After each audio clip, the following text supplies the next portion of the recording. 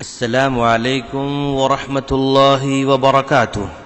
ناظرین، اصلاح معاشرے میں آپ تمام کا استقبال کیا جا رہا ہے۔ ناظرین، آپ جانتے ہیں کہ ہمارے ملک میں ایک بدعت حضرت جعفر صادق رحمہ اللہ کے کنڈوں کی بھی جاری ہے، جو 22 رجب کو کی جاتی ہے۔ 11ویں کی طرح یہ بھی علماء سو کے لیے شکم پروری کا بہانہ ہے۔ اس موقع پر خوب حلوہ پوری کھاتے ہیں۔ کنڈے بھرنے والوں کو جب یہ سمجھایا جاتا ہے کہ کام بدعت ہے، ناجائز ہے، تو وہ ایک بے بنیاد اور من گھڑت داستان جو لوگوں سے سنائی ہوتی ہے بیان کرتے ہیں، جس کا کوئی ثبوت نہیں ہے۔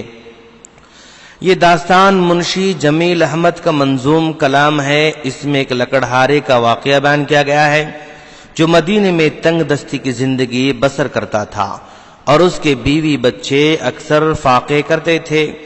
وہ 12 سال تک در در کے دھکے کھاتا رہا، لیکن فقر و فاقہ اور تنگ دستی کی زندگی ہی گزارتا رہا۔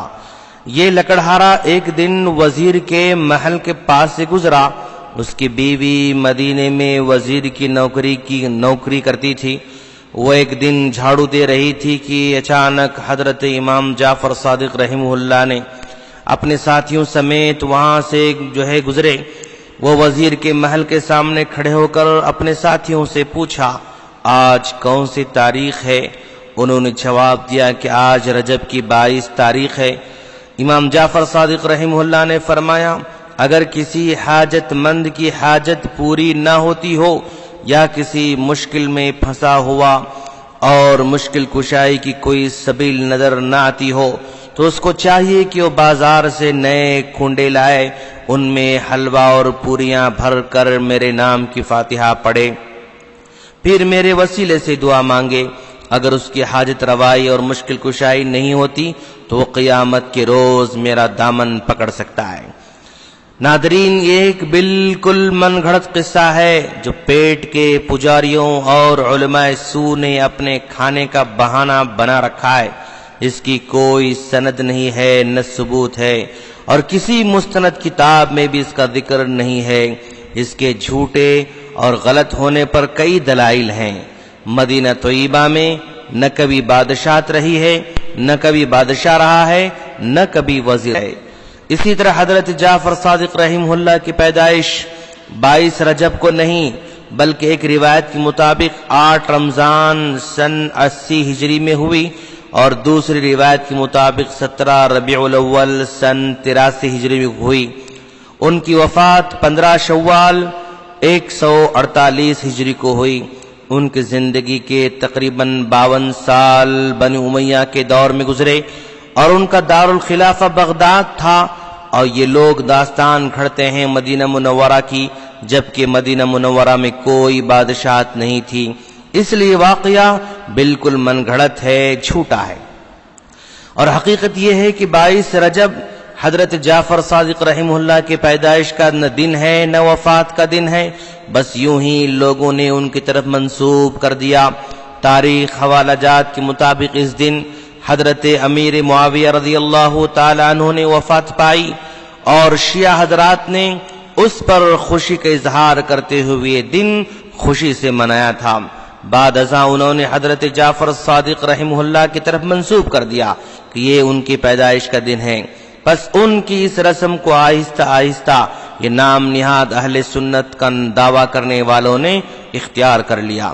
بہرحال یہ قصہ بالکل بے بنیاد ہے اور غلط ہے، نہ اس کا سر ہے نہ اس کا پیر ہے۔ بس پیٹ پرست علماء نے شکم پروری کرنے کے لیے اسے خوب رواج دیا، حتیٰ کہ لوگوں نے اسے دین کا ہم جز تصور کر رکھا ہے، اور رزق کی کشائش اور فقر و تنگ دستی دور کرنے کا بہترین نسخہ سمجھ رکھا ہے۔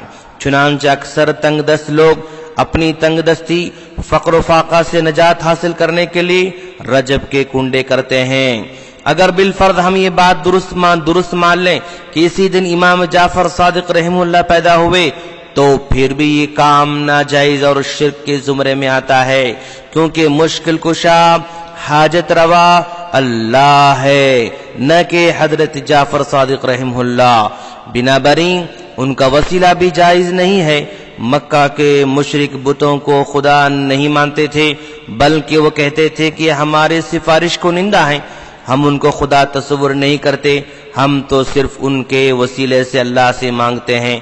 لیکن پھر بھی اللہ تبارک و تعالی نے کفار و مشرکین کا بتوں کو وسیلہ بنانا، ان کو مشرک قرار دیا، کافر قرار دیا۔